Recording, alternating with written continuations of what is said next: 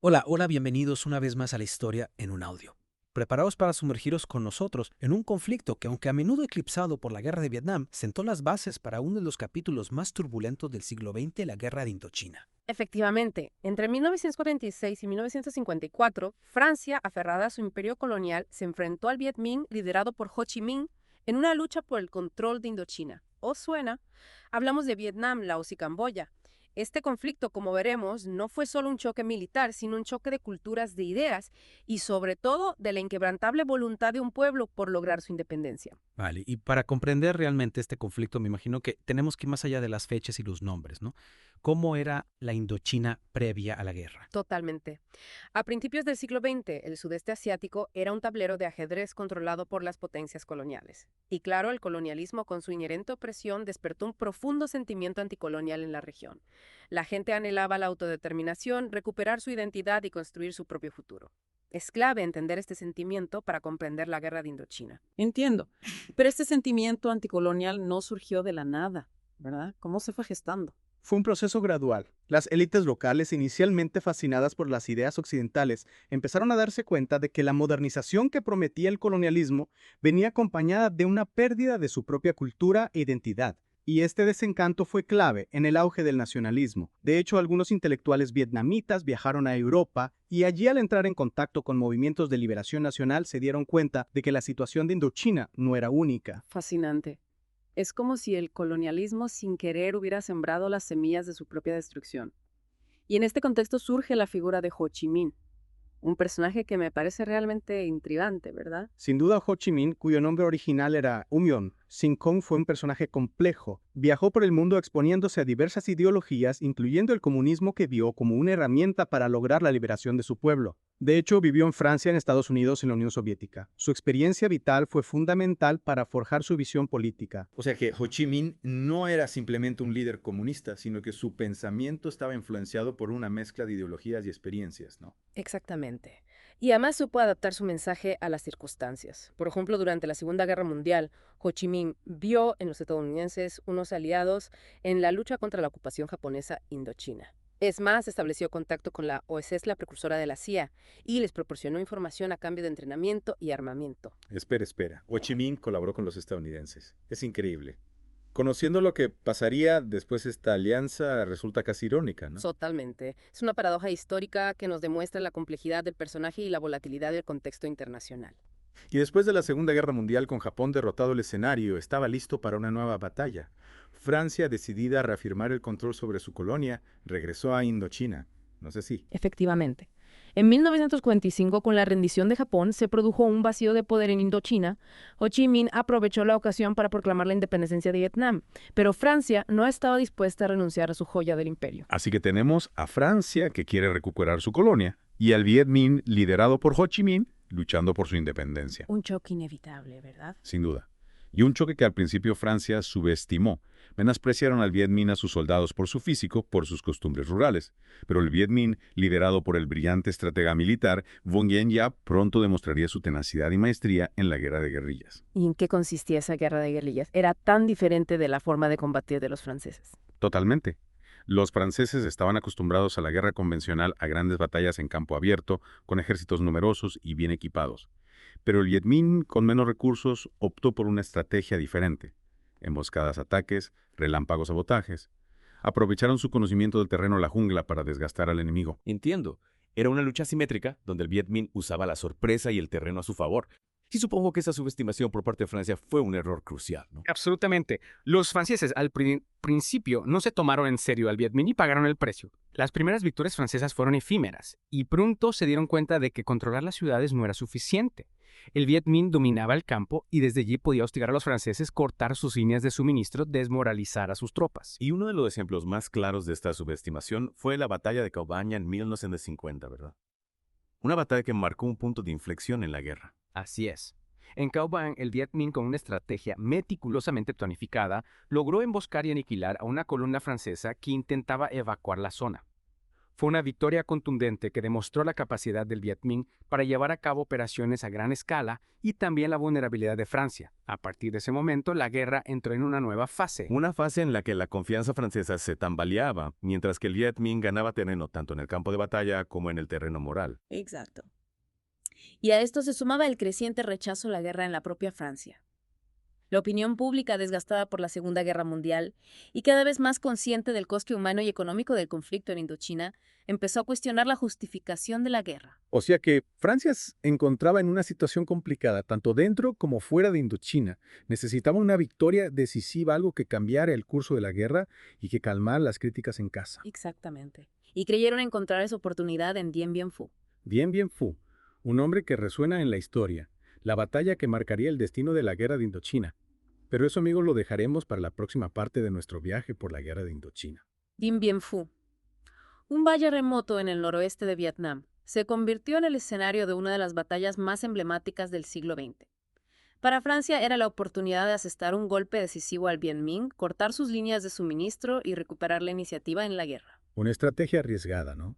Establecer una base fortificada en territorio enemigo, en un valle rodeado de montañas. ¿Qué podía salir mal? Bueno, pues como la historia nos enseña muchas cosas.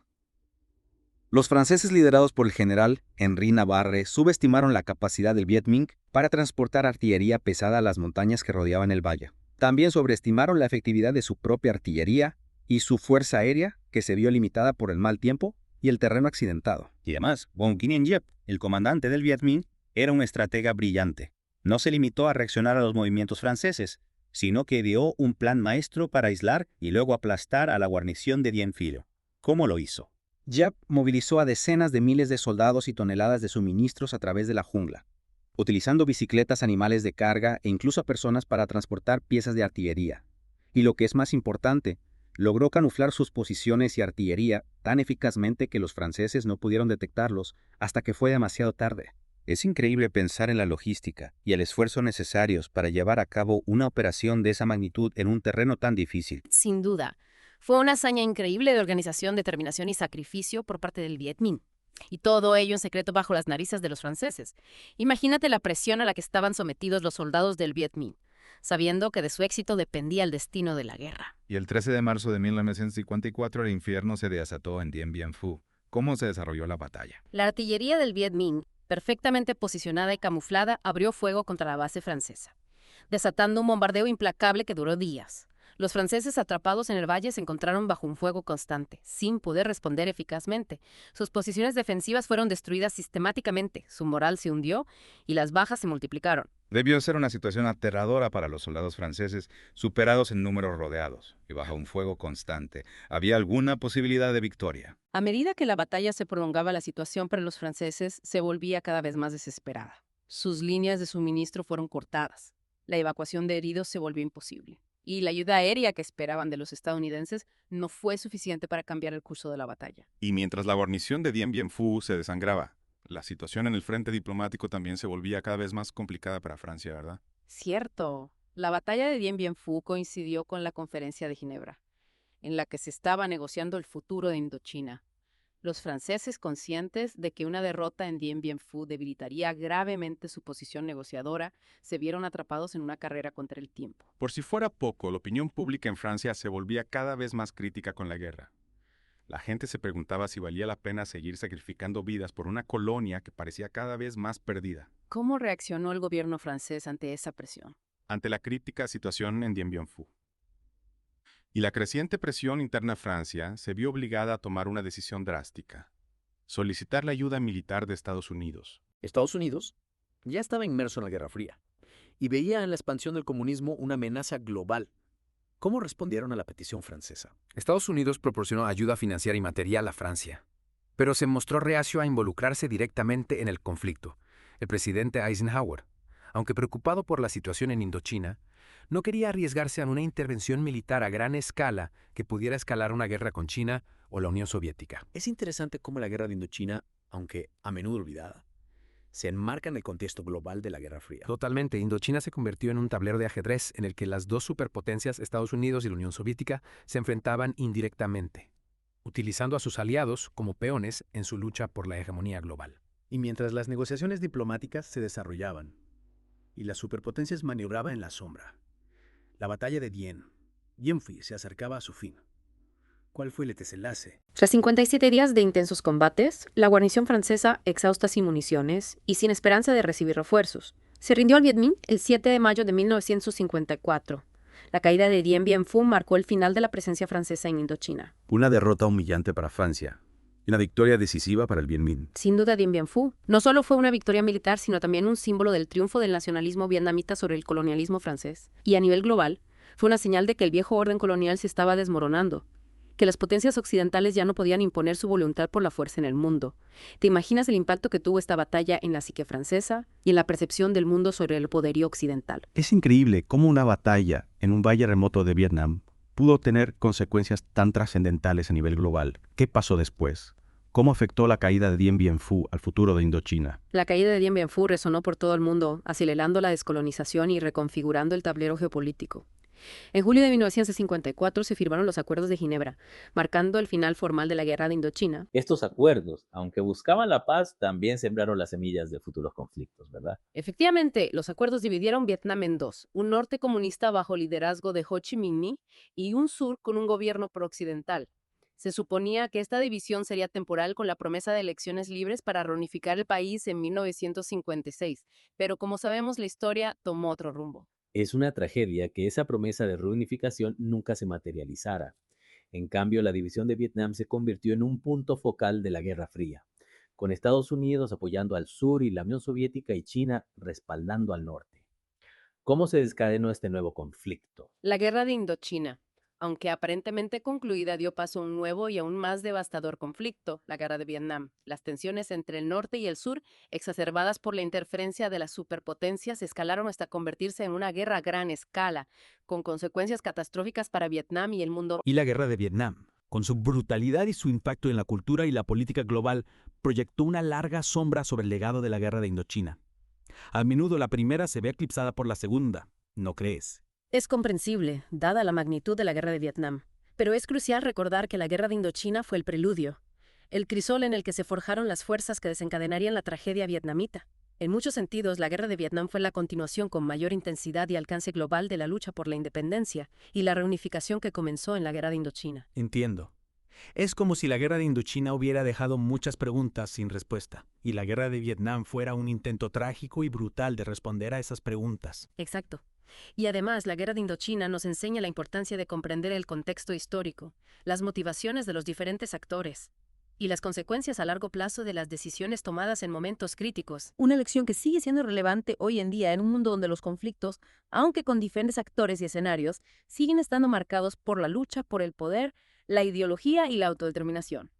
Y también nos recuerda el coste humano de la guerra.